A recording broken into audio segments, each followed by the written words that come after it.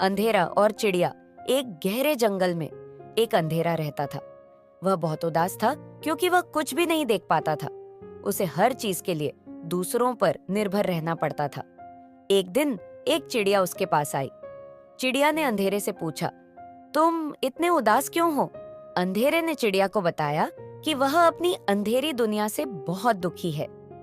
चिड़िया ने कहा, तुम अकेले नहीं हो, मैं तुम्हारी दोस्त बन सकती हूँ। मैं तुम्हें दुनिया के बारे में बता सकती हूँ।